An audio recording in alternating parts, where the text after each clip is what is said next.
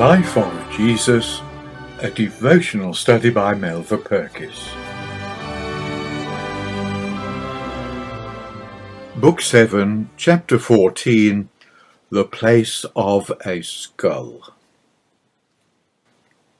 Early Christians refused to look at representations of Christ on the cross because they had seen men crucified. Our heart fails and our pen falters as we force ourselves to look at the events of the next 6 hours. It is a sight too terrible to gaze upon for long. Yet to refuse to look at him steadily for a few moments before we wait for the first day of the week is to deny ourselves the consolation of his love. We cannot linger in the shadow of the cross, but we must approach, lift our reluctant eyes steadily to his, and pass on our way with bleeding but strengthened hearts, determined that for us that sacrifice shall not be in vain. They had taken off the blood-soaked robe of purple.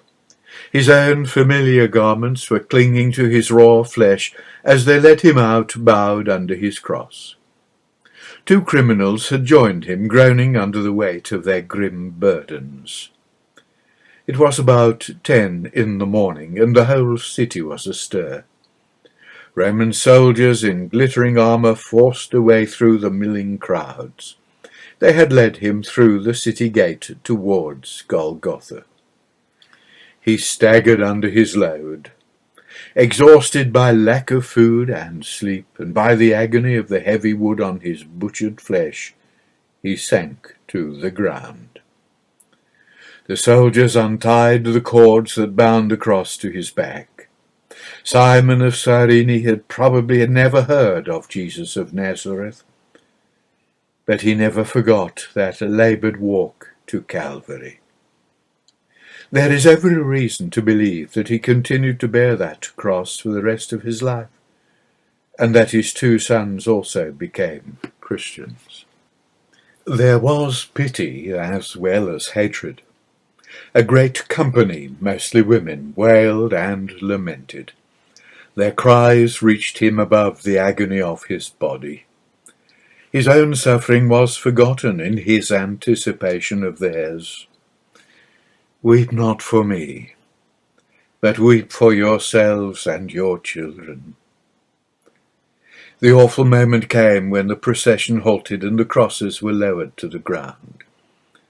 The searing pain of nails in hands and feet, the jolt as the uprights fell into the appointed holes, the torture of overcharged veins taking the weight of the sagging body, the excruciating anguish of every movement, the thirst growing more intolerable every minute. Above him they nailed a board with the triple-tongued inscription, "This is Jesus, the King of the Jews." The chief priests were not yet content. They must lift the cup of triumph again and again to their cruel lips. They must gloat and rave and taunt. "He saved others," they cried. "Let him save himself. Let Christ the King of Israel descend now from the cross, that we may see and believe." Wave after wave of sin and hatred flowed up to him on the cross. His love fought its last battle and prevailed. Hanging on the cross, he vindicated his promise to his disciples, "Be of good cheer, I have overcome the world." His love poured forth to meet this hate. "Father, forgive them. They know not what they do."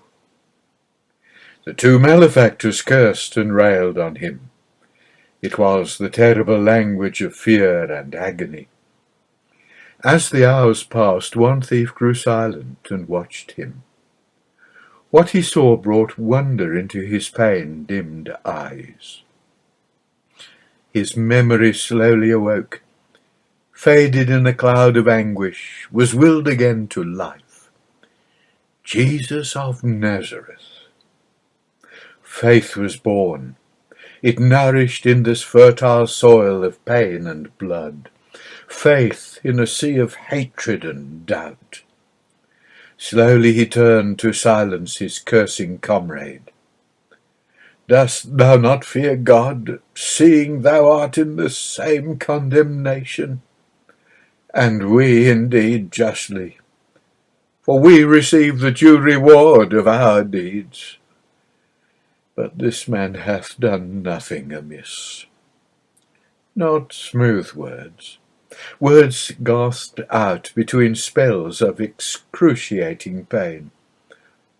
Lord, remember me when thou comest into thy kingdom. It was easy to believe on him in Galilee, surrounded by the evidence of his power. But at the mercy of his enemies, tortured and dying, here was faith indeed. He was still the light of the world, the good shepherd, the Lord of life. He was the King who would come in his kingdom. Thou shalt be with me in paradise. Roman soldiers who knew not what he said took up the cry against him. They took his garments and shared them between them by lot. He was dying quickly, mercifully. Many lingered 2 or 3 days. The heavens were darkening. His love had one more ministry to perform. His eyes, glazed with pain and approaching death, sought out and focused 2 familiar faces. Faces that reflected the suffering of his own. Woman, behold thy son. Behold thy mother. 2 hearts sought each other in growing darkness. A heart bleeding from a sword thrust found strength in the kinship of a disciple who loved. A heart breaking with grief found solace in a solemn trust. From that hour that disciple took her into his own home. The unearthly gloom deepened into blackness. The Son of God bowed his head to meet the darkest moments of his life. The hour from which he had shrunk in Gethsemane, pleading for release. For the first time he was alone, bearing in his body the sin of the world. We dare not probe into this mystery of his suffering. Suddenly a great cry burst from him, a cry harsh and unnatural, a cry of utter abandonment. Eloi, Eloi, lama sabachthani. As the 9th hour drew near, his greatest victory was accomplished. He emerged from the horror of desolation to find only the agony remained. A welcome agony, for it had in it once more the assurance of his Father's love. The words of the psalm he had learned as a boy, and had prepared throughout his life to fulfill, came to him in his dying moments. I thirst. There were those who risked the gibes of their comrades to minister to his need, with the rough wine of the soldiers. And then God's love was consummated in his Son. It is finished. He met his death with his Father's name on his lips. Father, into thy hand I commend my spirit. His head sank forward on his breast. The earth shuddered at the death of Jesus Christ. The rocks were rent, the buildings of Jerusalem trembled. In the temple that was no longer the house of God, a heavy veil that separated the holy place and the sanctuary was rent from the top to the bottom. Graves were opened, and 3 days later, long dead saints were seen in the city. The centurion in charge of the Roman soldiers gathered under each cross had watched the closing scene. He had doubtless seen many such dreadful sights, but he had never seen a man die like this. And now, as the earth trembled under him, and the shattered rocks hurtled down the hillsides, he turned his eyes to the darkened sky. Truly, this was the Son of God. The Sabbath was drawing near. It would come with sunset. The Jews asked Pilate's consent to break the prisoners' legs so that they could be removed. It was customary to do this with hammers as a final torture to compensate for the merciful release of the spear thrust which followed. But Jesus was already dead. That indignity would bring no response from the silent form. Yet the Roman spear was raised and thrust deep into his side. Water and blood flowed forth. Reproach had broken his heart.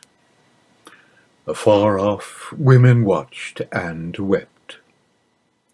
A rich man came to Pilate begging the body of Jesus. Joseph of Arimathea had not been summoned to the council. He was known to be a secret disciple. He was a good man and waited for the kingdom of God. Nicodemus joined him. Their fatal nervousness had robbed them of their opportunity of serving the living Christ. But they have earned our love and gratitude for their tender concern for his body. Slowly the cross was lowered. The cruel nails were drawn out. The body was wrapped reverently in a white linen cloth and carried to the garden tomb. There it was more carefully prepared with myrrh and aloes. Gently they laid him to rest. And Mary Magdalene and another Mary, less well known to us but beloved of God, beheld where he was laid.